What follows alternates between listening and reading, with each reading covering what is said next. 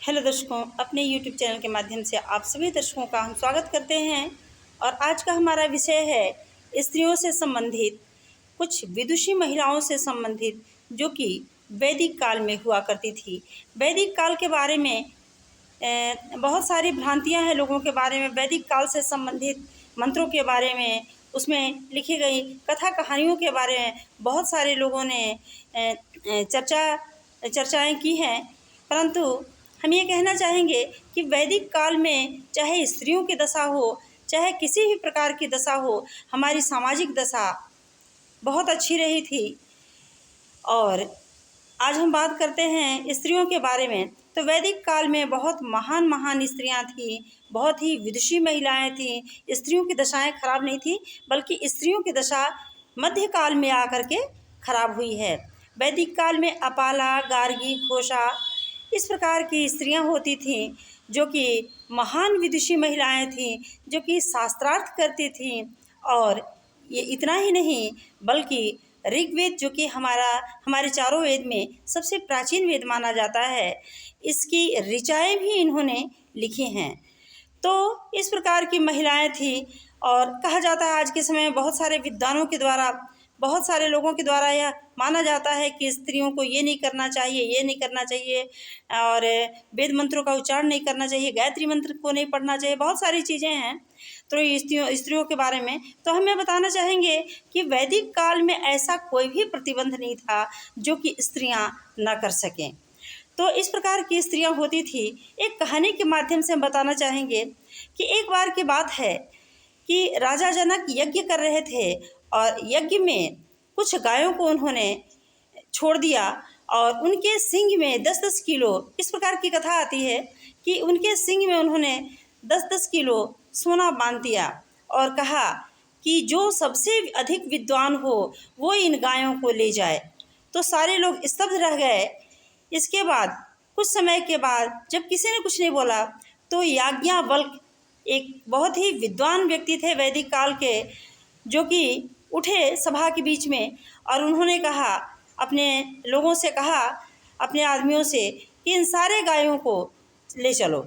तो वहाँ सभा में उपस्थित बहुत सारे जो विद्वान थे उनका विरोध किए। उन्होंने कहा कि नहीं, ऐसे आप गाय को लेकर नहीं जा सकते, आपको इसके लिए शास्त्रार्थ करना पड़ेगा। वो तैयार हो गए। बहुत सारे विद्वानों ने तरह तरह के क्वेश्चन पूछे, सवाल किए, उन्होंने सबके प्रश्नों का उत्तर दे दिया। तब अंत में एक स्त्री थी उसी सभा में बैठी हुई जिसका नाम था गार्गी। वह भी बहुत ही विदुषी स्त्री थी। उन्होंने भी राजा जनक से आज्ञा ली। उन्होंने कहा कि मैं भी प्रश्न कुछ पूछना चाहती हूँ।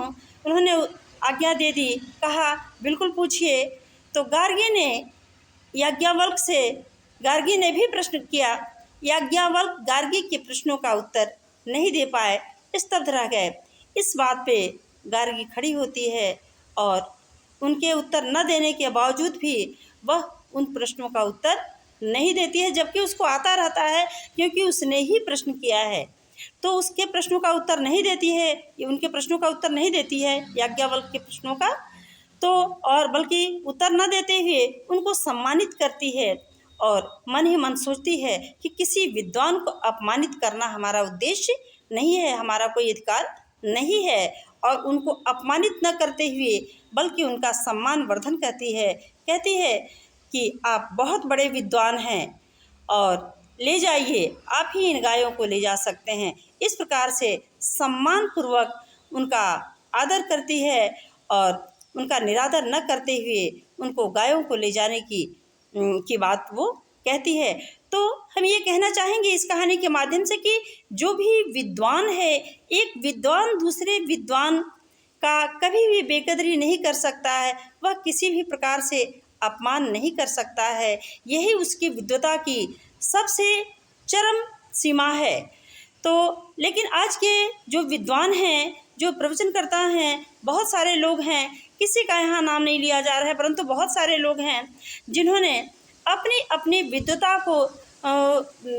को प्रदर्शित करने के लिए एक दूसरे को उछाला है, उसकी विद्वता पे धब्बा लगाया है, प्रश्न चिन्ह खड़ा किया है, ये कैसी विद्वता है। यदि आप विद्वान हैं तो एक विद्वान का सम्मान करें। निश्चित रूप से विरोध करना चाहिए, गलत चीज़ों को हटा करके सही चीज़ों को लाना चाहिए। लोगों के सामने, समाज के सामने सही चीज़ों को रखना ज़रूरी है, परंतु निरादर करके उनका नहीं, उनके सम्मान का वर्धन करते हुए। यदि मेरी वीडियो अच्छी लगी हो तो आप शेयर करिए और कमेंट बॉक्स में कमेंट भी करिए। धन्यवाद।